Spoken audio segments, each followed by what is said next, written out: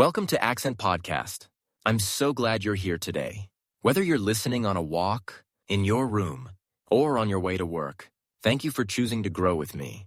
Today, we're not talking about business, not about money, not even about success. We're talking about something deeper, something that quietly shapes every part of your life. It's called emotional intelligence, or EQ. You've probably heard the term before, maybe at school, maybe at work. But do you really know what it means? And more importantly, do you know how it affects your life, your relationships, your peace of mind? Because here's the truth.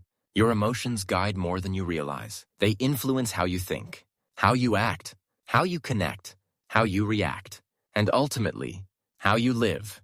Now ask yourself, have you ever said something you regretted when angry? Have you ever shut down during a hard conversation? Have you ever felt like no one understands how you feel? If so, you're not alone, and you're not broken. You're human. Emotional intelligence is not about being perfect. It's not about suppressing emotions.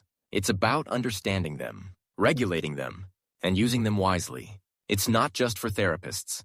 It's not just for leaders. It's for you, for your peace, your growth, your freedom. In this podcast, we'll explore how emotional intelligence can change your life. We'll break it into 5 clear parts. We'll go deep, but keep it practical. And by the end, you'll walk away not only with knowledge, but with tools. Real tools to help you feel better, love better, and live better. So, are you ready? Take a deep breath. Inhale slowly. Exhale gently. Let's begin. Part 1. What is emotional intelligence? Let's begin with the basics. What exactly is emotional intelligence? Why is it so important? And how does it affect your daily life? Definition. Emotional intelligence, often called EQ, is the ability to recognize, understand, and manage your own emotions, while also being able to recognize, understand, and influence the emotions of others. It's not just about being emotional. It's about being emotionally aware. It's about being emotionally smart. EQ helps you stay calm when you're under pressure. It helps you respond instead of react. It helps you listen when you feel like shouting. It helps you pause when you feel like running away. The 5 Core Components by Daniel Goleman. According to psychologist Daniel Goleman, EQ has 5 essential components. Self-awareness, understanding your own emotions, knowing what you feel and why. Self-regulation, being able to control your impulses, reactions, and behaviors. Motivation, having a strong inner drive to achieve goals, not just external rewards. Empathy, sensing how others feel and responding with care. Social skills, building healthy relationships and managing conflict with grace. These 5 areas work together. They are like muscles. The more you train them, the stronger your emotional intelligence becomes. Why EQ matters more than IQ. Many people think IQ is the key to success, but studies show otherwise. In fact, over 90% of top performers have high emotional intelligence, not just high IQ. Why? Because emotions drive behavior, and behavior drives performance. If you can manage your emotions, you can manage stress, you can build trust, you can lead teams, you can resolve conflict, you can motivate others. In contrast, someone with a high IQ but low EQ may be brilliant at solving problems, but terrible at working with people. They might lose their temper, ignore feedback, or struggle in relationships. EQ in everyday life. Think about your day. When someone cuts you off in traffic, do you scream or breathe and move on? When your child spills milk on the floor, do you yell or teach gently? When your colleague speaks sharply, do you attack back or respond with curiosity? Each of these moments is a test of emotional intelligence. It's not about suppressing emotion. It's about understanding it and choosing your response wisely. The link between EQ and well-being. People with high EQ tend to have stronger relationships, experience less anxiety and depression, handle stress better, perform better at work, make more thoughtful decisions, recover faster from failure, communicate more effectively. Why? Because they don't let emotions control them. They use emotions as a guide, not a dictator. They listen before reacting. They pause before posting. They reflect before blaming. EQ is learnable. Here's the best part. EQ is not something you're born with or without. It's a skill. And like any skill, it can be developed. You can train yourself to be more aware, more patient, more curious, more compassionate. You don't need to be perfect. You just need to be willing. Willing to learn, willing to pause, willing to grow. EQ versus being nice. Some people confuse emotional intelligence with just being polite. But EQ is deeper than that. You can smile and still be emotionally disconnected. You can be silent but full of empathy. EQ is not about pleasing others. It's about being present with yourself and others. It's about truth and kindness together. It's about boundaries and connection at once, building a foundation. Before we move on, let's reflect. Do you often feel overwhelmed by emotions? Do you react quickly in tense moments? Do you struggle to express what you feel? Do you avoid emotional conversations? If yes, that's okay. This podcast is here to help. You're not behind.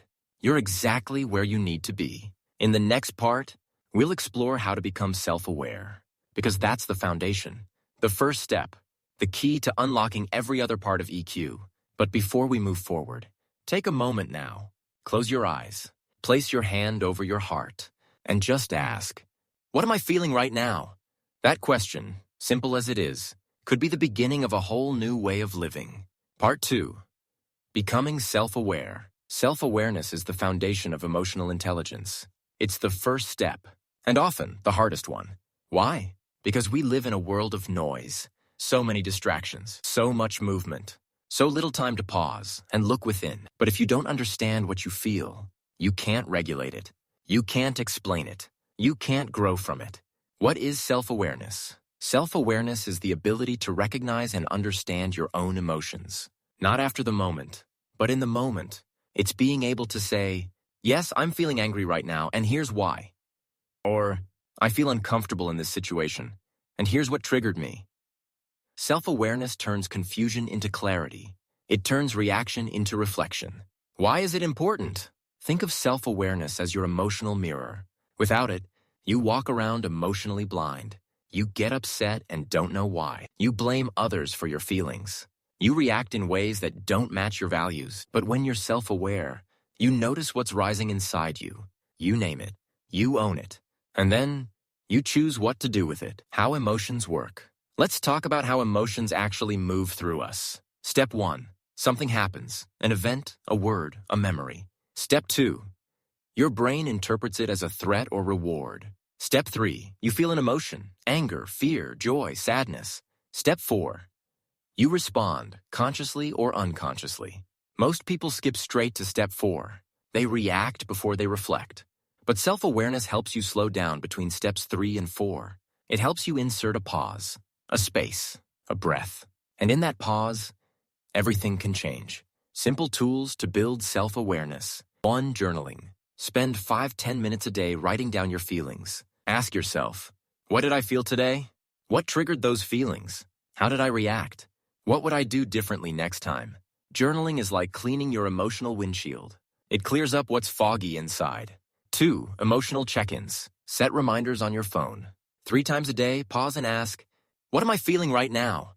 What do I need right now?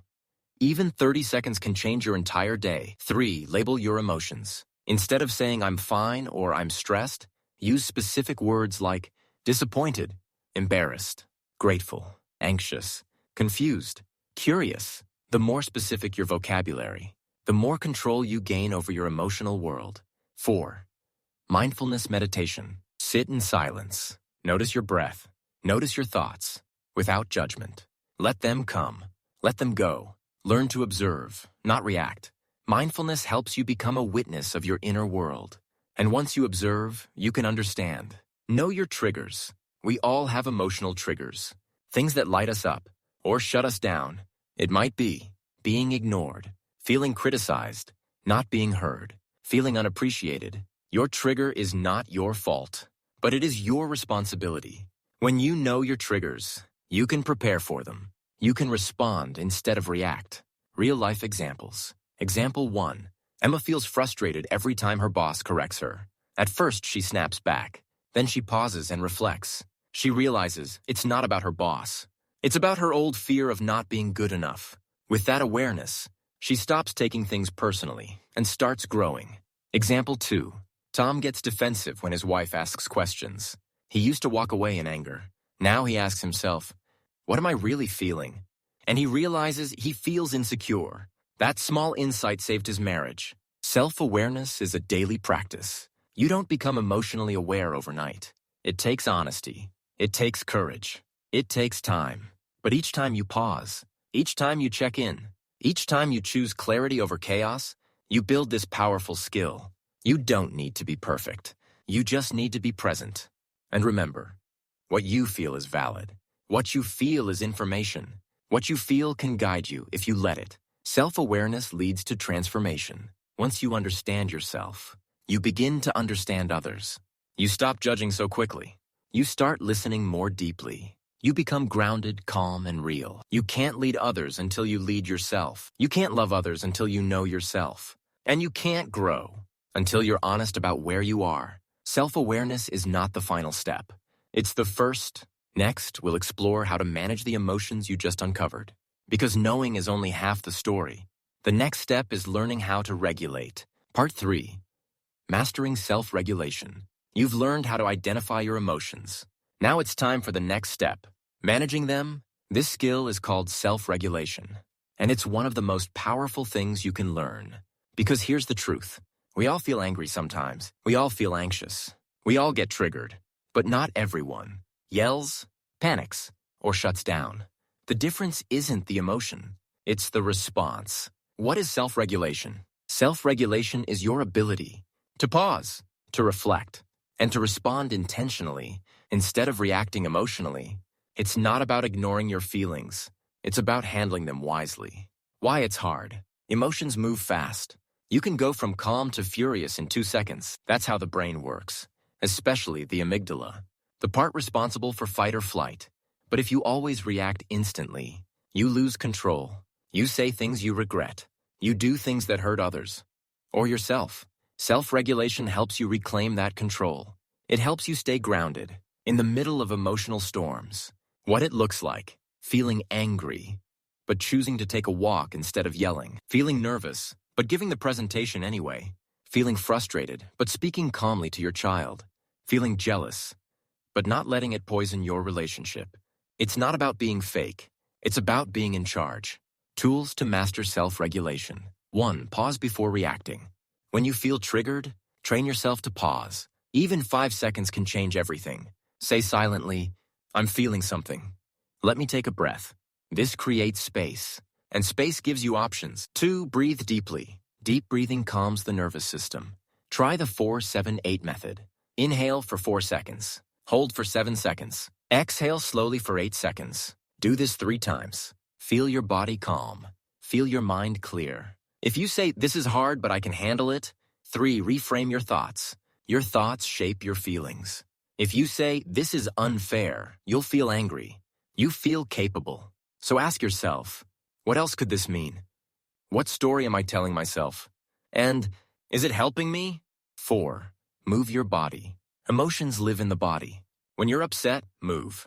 Walk, stretch, shake, dance, exercise. This helps release the emotional energy safely. 5. Use a mantra. Find a calming phrase you can repeat. Examples: "This too shall pass." "I choose peace." "I don't need to control everything." Say it when you feel overwhelmed. What self-regulation is not. It's not ignoring your emotions. It's not pretending everything is fine. It's not suppressing your truth. It's honoring what you feel while choosing how to express it. It's about timing, about tone, about intention. Real-life scenarios.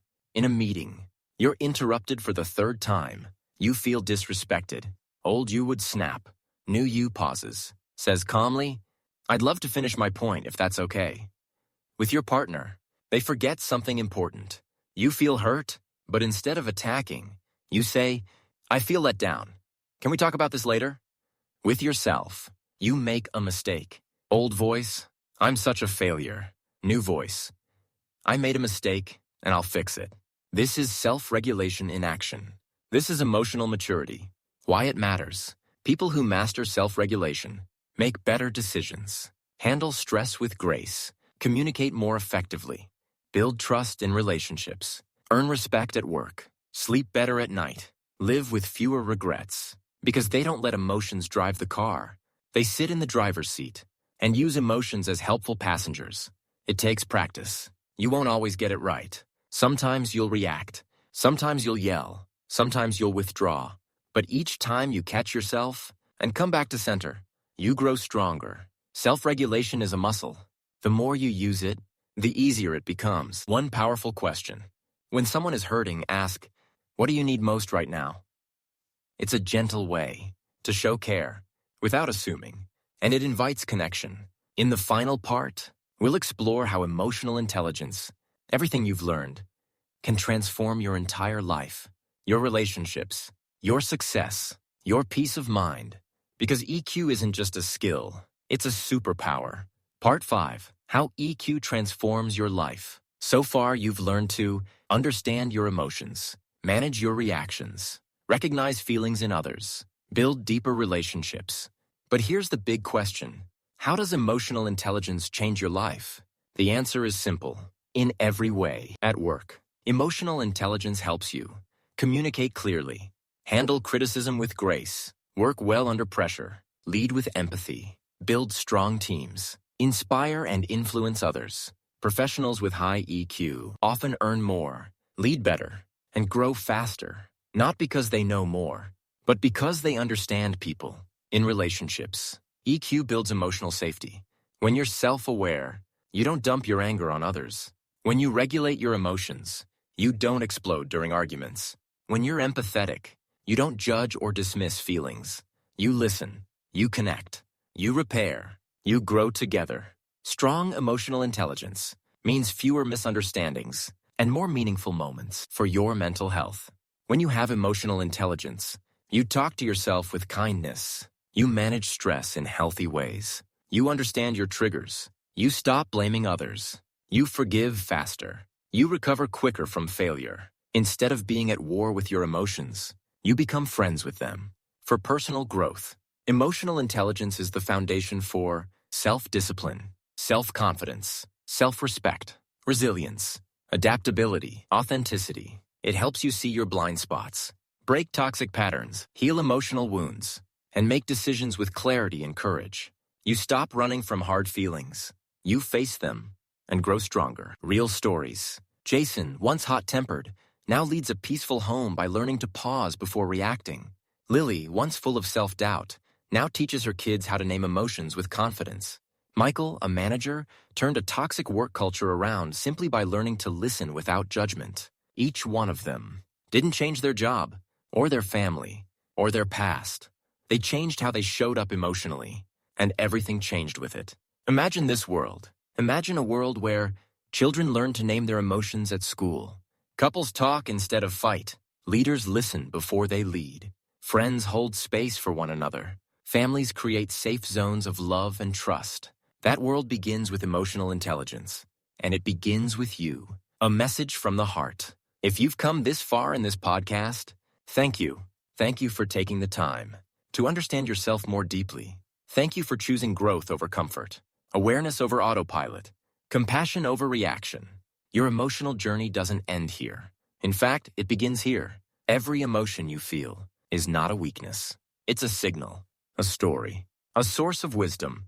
The way you speak to yourself matters. The way you treat others matters. And the way you handle emotions can change your life forever. You are not too broken, not too far behind, not too late. You are human, and you are growing. So go out there and breathe before reacting. Listen before judging. Pause before speaking. Love before leaving. Because emotional intelligence isn't just about being smarter. It's about being real, being kind, being you. Thank you for listening to the Accent Podcast. If this episode helped you, share it with someone you care about. And remember, your emotions are not your enemy. They are your compass. Let them guide you to the life you were always meant to live.